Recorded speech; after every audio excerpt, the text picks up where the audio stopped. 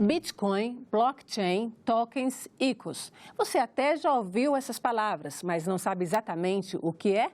Criadas em 2009, as moedas virtuais se popularizaram nos últimos anos e atraíram a atenção dos investidores. Neste Agenda Econômica, nós vamos tentar traduzir essa nova linguagem e explicar como funciona o dinheiro virtual, suas vantagens e desvantagens. Nosso convidado é o advogado especialista em direito digital, Fernando Barrueco.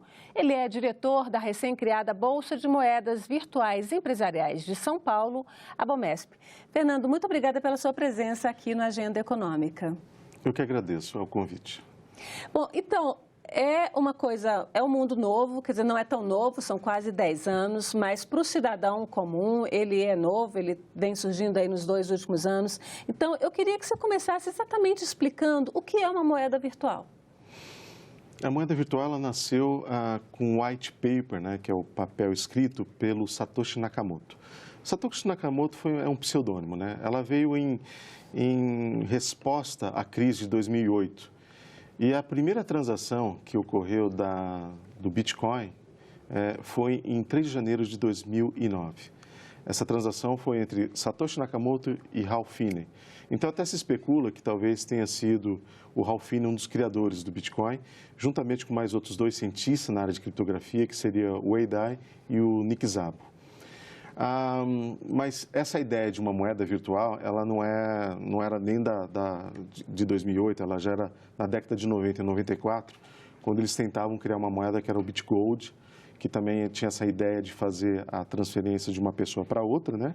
E o problema era do duplo pagamento. Então, como é que foi resolvida essa questão do duplo pagamento? Através do blockchain.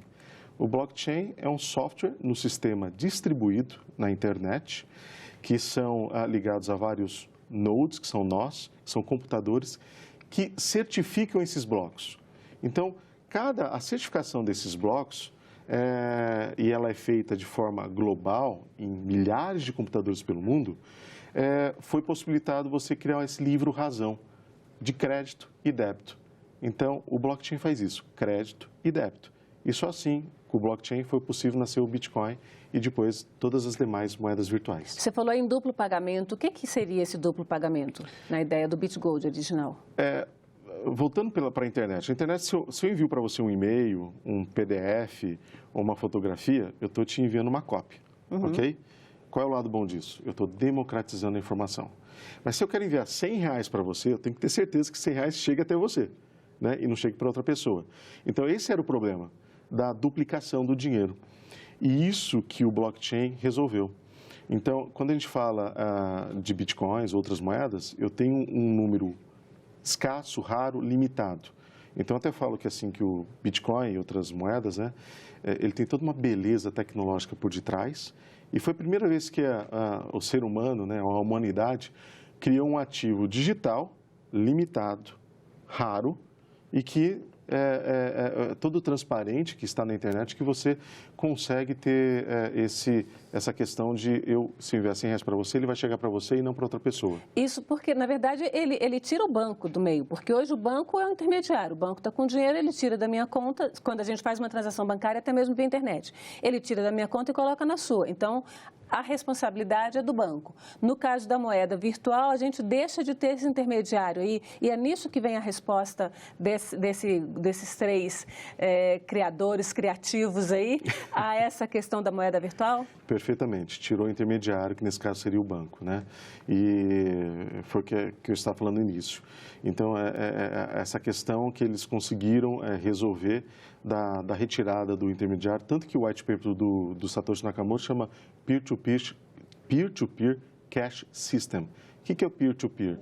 Ponta a ponta, né? E sem intermediários. Agora, esse é um dinheiro que não existe. Ele é virtual, e não só por ele ser virtual não quer dizer que ele não exista. Sim, ele existe.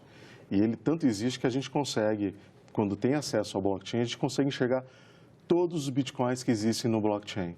Então, isso que é interessante, que você sabe quantos bitcoins existem e vai saber também quantos existirão até 2140, quando essa certificação que chamamos de mineração, ela vai terminar. Vão existir apenas 21 milhões de bitcoins. Mas ele existe porque eu acredito, porque eu jamais vou ver um papel moeda, uma moedinha de Bitcoin, ou qualquer moeda outra que seja. Não. Então, como é que fica essa questão da credibilidade? E aí a gente traz uma outra questão que é lastro, né? Teoricamente, a gente sabe que isso não é mais tão real assim hoje, mas teoricamente as moedas que existem, elas têm um lastro. O lastro original era ouro, né? Então, o real tem lastro, o dólar tem lastro, e a gente sabe que aquele papelzinho ali, ele corresponde a ou pelo menos correspondia a uma quantidadezinha de ouro. Como é que a gente faz isso hoje? A gente já está acostumado com essa questão de moeda eletrônica, né?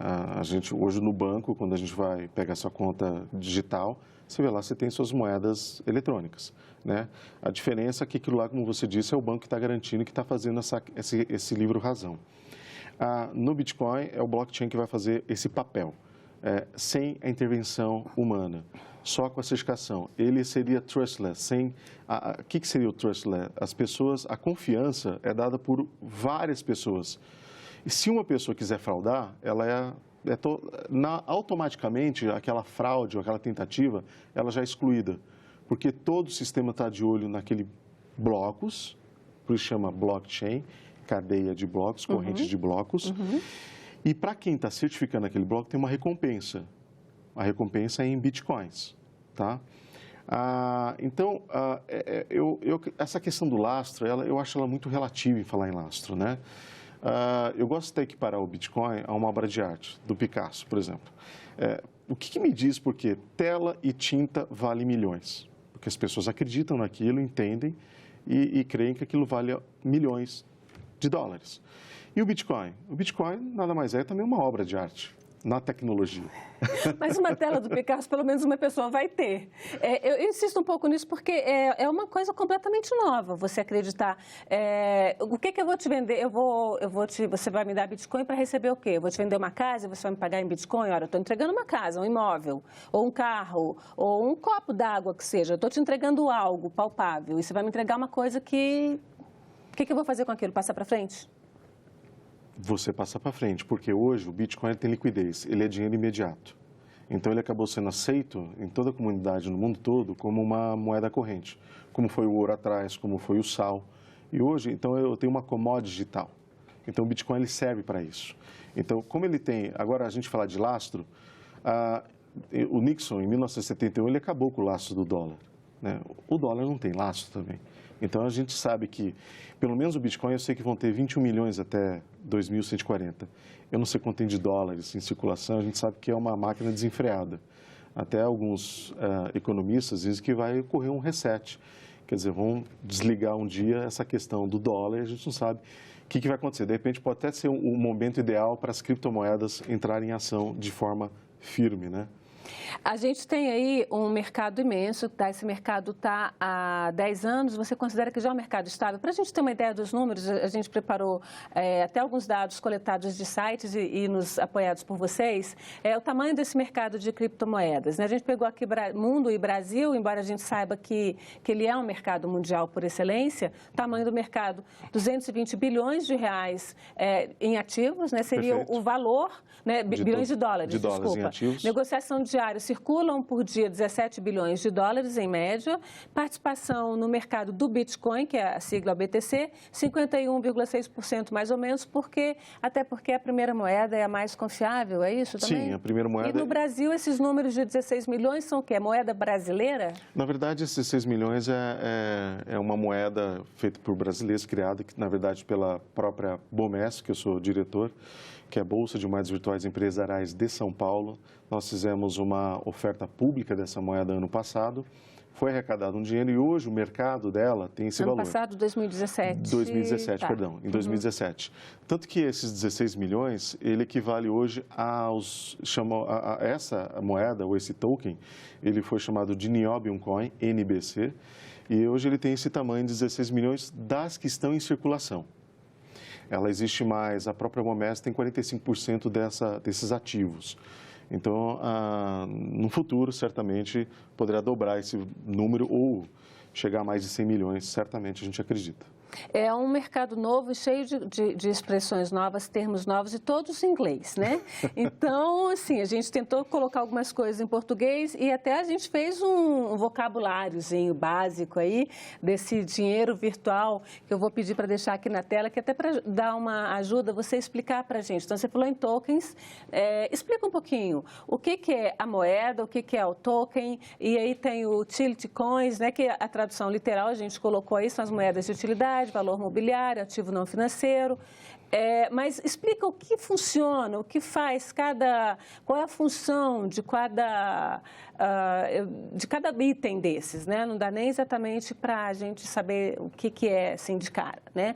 Vamos começar, apesar de estar mais no fim, pelo blockchain, que é a base, né? Onde é montada toda essa estrutura de dinheiro virtual. As criptomoedas só existem devido ao blockchain, né? Que eu já falei bastante no começo, né, da entrevista, que é esse software num sistema distribuído que vai certificando e que ele evita essa questão do gasto do pagamento duplo, né? É um sistema criptografado. Só com ele foi possível existir as moedas virtuais. Os utility coins são moedas de utilidade e, na verdade, existem dois grandes grupos no mundo, né? Que eu divido as moedas de utilidade e as moedas que são valores mobiliários. Na verdade, utility tokens e security tokens são muito parecidos, tá? Eu diria que é praticamente a mesma coisa. Depende de cada pessoa que esteja utilizando. Mas eu tenho o grupo de utility e de security. Utility, utilidade. Security quer dizer valor mobiliário em inglês, ok?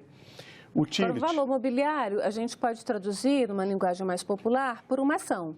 Sim, uma ação, uma ação de uma empresa é um valor mobiliário. Ou uma debêntures, ou uma oferta pública de um contrato coletivo. É um ativo financeiro. E uma security.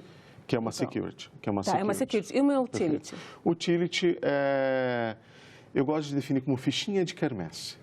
Tá? Para a gente entender bem fácil. Então, quando você vai na quermesse, a paróquia emite umas fichinhas, dinheiro que você compra pipoca, quentão, refrigerante. Então, ela tem uma utilidade. Né? E nesse mundo de utilidade, já existem as empresas que emitem moedas, só que não no blockchain. Eu posso falar dos Correios, por exemplo. Os Correios, eu até estive no Correios Par, a gente está discutindo mesmo, me deram essa permissão para falar aqui, o selo digital. Eu montar agora que o selo é uma moeda. Tá? É uma moeda, é um ativo não financeiro. E o selo, a gente sabe que ele circula. Para quê? Para pagar a postagem. Então, eu posso emitir um selo digital no blockchain. Isso é uma utility. O passe de metrô também é uma utility. Quem sabe amanhã ele vai para o blockchain também.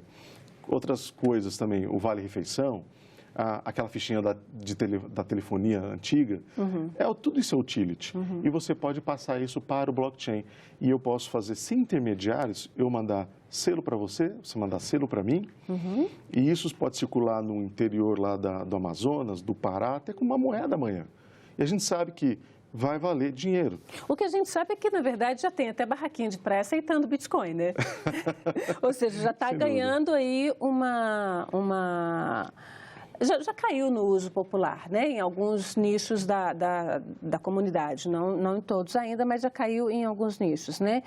Então, eu queria que você nos falasse um pouquinho sobre as principais moedas. Na verdade, surgiu com o Bitcoin, mas hoje tem mais de 2.000 moedas espalhadas pelo mundo, né? A gente até também fez uma lista aqui das 5 ou 6 principais moedas. O Bitcoin é mais conhecida, Ethereum, XRP, Bitcoin Cash e EOS. Fala um pouquinho de cada uma dessas moedas para a gente, e como é que elas funcionam, quem pode usar essas moedas, como é que elas estão no mercado. Ótimo. O Bitcoin é a primeira moeda, foi a primeira que surgiu com o blockchain. A gente chama dela que ela está na primeira camada, então ela acaba regindo todo o valor das demais moedas, ela acaba sendo uma paridade para as demais e ela tem a paridade com o dólar, né? Que a gente vê lá, ela hoje, todo o mercado dela é de 123 bilhões de dólares. O Ethereum é a coisa mais sensacional que aconteceu, acho que nos últimos tempos, que veio em 2015. A Fundação Ethereum nasce em 2014, mas um rapazinho de 19 anos, Vitalik Buterin, em 2015, ele cria o Ethereum, a plataforma do Ethereum, que ele era da Fundação Bitcoin e não estava contente com o Bitcoin, que era só essa questão do peer-to-peer, eu mandava Bitcoins para você, você para mim. E ele consegue, eu entendo que ali nasce a internet de valor. E porque ele introduz nesse sistema o que nós chamamos de smart contracts, são contratos inteligentes. O que são os contratos inteligentes? Eu programo o token, uma moeda, a ter funções, funcionalidades. Tipo? Quais funções? Por exemplo, uma moeda agora ela pode fazer uma entrega de lucro e por isso que aí começa a invadir o espaço dos valores mobiliários, né? Que isso é um mercado regulado. Então, vamos supor que você pode ter uma moeda que pertence a uma grande empresa de refrigerante ou de um supermercado e aquela moeda te dá direito a dividendos, a um lucro. Então, o que facilita isso também? O próprio blockchain, quando fazer uma divisão de lucro para aqueles que detêm essa moeda, é eu apertar o botão, vamos supor que tem 1 milhão de pessoas que têm essa moeda. Ele vai fazer a divisão de lucro assim, instantaneamente para 1 milhão de pessoas. Então, é uma coisa super maravilhosa. E não só para essa questão de moedas, mas a plataforma Ethereum trouxe esses smart contracts que agora eu posso registrar matrículas de imóveis, escrituras, eu posso registrar ações de empresa. Então, eu fujo dos cartórios. Primeiro, vocês tiraram os bancos, limaram os bancos, agora estão limando os cartórios. Quer dizer, esse sistema de moedas virtuais está mexendo muito no tradicional mercado. É disruptivo. Que a gente... É disruptivo. A gente sabe que ela vem para tirar os intermediários, para modernizar, para trazer nova tecnologia e melhorar a vida de todo mundo, né? É inclusão social. Ok, mas agora, então, a gente está mexendo com coisa séria. É muito dinheiro, é muito poder, na mão da gente não sabe exatamente quem. Quem regula isso e que tipo de regulamentação existe? Quando eu falo de criptomoedas utilities, são essas moedas de utilidade, eu tenho que entender ela como um ativo não financeiro e aí eu tenho que seguir toda uma legislação de cada país, que é na área tributária, se eu vendo esse ativo, eu tenho um ganho de capital, eu vou pagar pelo ganho de capital. Se eu estou utilizando para cometer um crime, um Bitcoin, alguma coisa, eu tenho um código penal. Se eu estou fazendo uma compra, tem um código consumidor. Então, existe uma regulamentação, existe uma legislação já de cada país, porque é um ativo não financeiro. O que é um ativo não financeiro? Essa mesa, esse copo, um imóvel, são ativos não financeiros, ok? Quando eu já entro na questão de valor mobiliário, que eu estou dando uma funcionalidade a um token, uma moeda, que é a participação numa empresa, com ações, que é fazendo um ICO de uma oferta pública, de um contrato coletivo. E aí eu tenho os órgãos regulamentadores, né, que são, no Brasil é a CVM, que é a Comissão de Valor Mobiliário, nos Estados Unidos é a SEC, na Suíça é FINMA. Então, esses órgãos se preocupam com também o consumidor, né, para entrar nesse mercado. Só que ainda existe, ainda tem muita coisa para acontecer. Né? Na prática, a gente não tem, então, uma regulamentação específica para transações em moedas virtuais. Usa-se a regulamentação de transações em moedas, na moeda corrente ou na Bolsa de Valores. Essa é a regulamentação que existe. Quando se diz moeda, a gente tem que entender do Banco Central. Se eu utilizar, o Banco Central está preocupado com questão de remessa para o exterior ou alguma questão que seja envolvida com dinheiro. Se isso for envolver dinheiro, o Banco Central vai se interessar. Mas se eu mando de Bitcoin, e Bitcoin é uma moeda? Aquela definição de moeda, a gente tem que ser, moeda na acepção, na concepção econômica do termo, e não jurídica. Econômica o ouro já foi moeda, o sal já foi moeda e o Bitcoin é moeda hoje. Mas juridicamente não, porque então ela é o que juridicamente? Não é nada ainda? Ativo não financeiro. É uma commodity digital. Então a gente tem que entender dessa forma e tratar dessa forma. Se a gente tratar diferente, aí vai fazer uma bagunça muito grande na cabeça. Porque quando a gente fala em commodity, a gente pensa em saca de soja, de feijão, de milho, de café, coisas muito palpáveis e muito úteis do ponto de vista material mesmo, né? Perfeitamente. E são ativos não financeiros, né?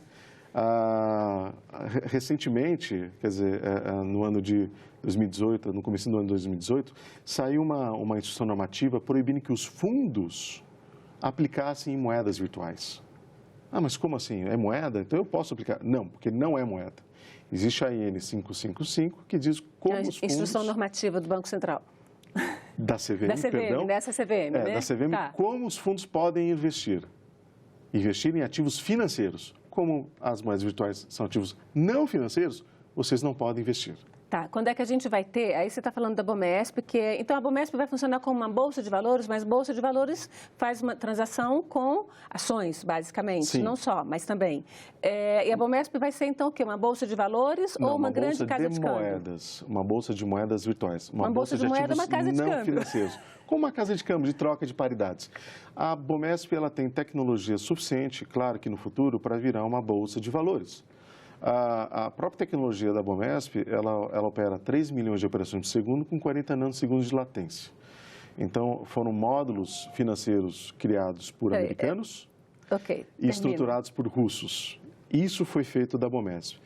Com que dinheiro nós fizemos isso? Com dinheiro arrecadado no nosso ICO, na nossa, que era aquele terminho que no final que a gente acabou falando, né? Que era o ICO, né? Que está lá, é o ICO. Que é Initial Coin Offering, que é uma oferta pública de moedas, e que nessa oferta pública de moedas nós arrecadamos uma quantidade de dinheiro mesmo, e de bitcoins e ethereums também, e nós conseguimos comprar esses módulos americanos e os russos estruturaram para Explica para a gente, vocês disseram assim, olha rapaziada, eu quero lançar uma moeda chamada nióbio, mas eu preciso de dinheiro para bancar isso aqui, então vocês me deem um dinheirinho aí. É isso que foi feito? Foi isso que foi feito. E vocês conseguiram dinheiro? Conseguimos muito dinheiro. Muito dinheiro. Quantos vocês conseguiram? É uma pena, eu gostaria de falar muito. Tudo bem.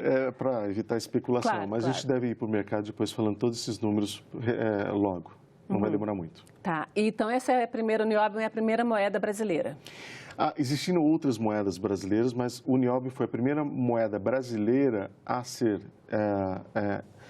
encarada, a ser lançada no Brasil e ser testada pela legislação brasileira. Então, houve um processo administrativo perante a CVM e a CVM entendeu que não era da competência dela porque ela entendeu que é um ativo não financeiro. Então, vai ser da competência de quem? É da competência da legislação que existe, né? Receita Federal? Sim, também, a Receita Federal. COAF, Receita CAF. Federal. A Receita Federal, ela quer criar uma instrução normativa também para tributar as moedas virtuais. Vamos falar então de uma parte para a gente dar uma fechada nessa questão, que é a questão de segurança. Você falou que o blockchain, todo mundo diz, toda a literatura que existe fala que o blockchain é uma coisa que não dá para você violar. Até por essa forma distribuída e que ele deixa rastro, ou seja, todo mundo sabe quem mexeu e como mexeu, ou é o contrário, ninguém sabe como isso foi feito. Eu só sei que tem lá alguma coisa. Eu gosto de falar que o blockchain, ele é pseudônimo e não anônimo. Por quê? Ele deixa rastro, a gente sabe. Toda pessoa tem um código lá, tá? E até no Ethereum pode começar a ter nome. A gente entra lá nas carteiras maiores do Ethereum, então as grandes exchanges colocam o nome delas naquelas carteiras. Então, o blockchain ele é inviolável. Eu posso entrar numa carteira e ver que tem vários milhões de dólares e a gente não consegue violar, não consegue pegar. Essas questões de golpe, fraude, ou até foram contas hackeadas... Isso, contas hackeadas. A gente teve casos recentes, tanto no Brasil quanto fora. No mês de outubro, assim, apareceram vários casos. O site D-Link, o Jornal Livre.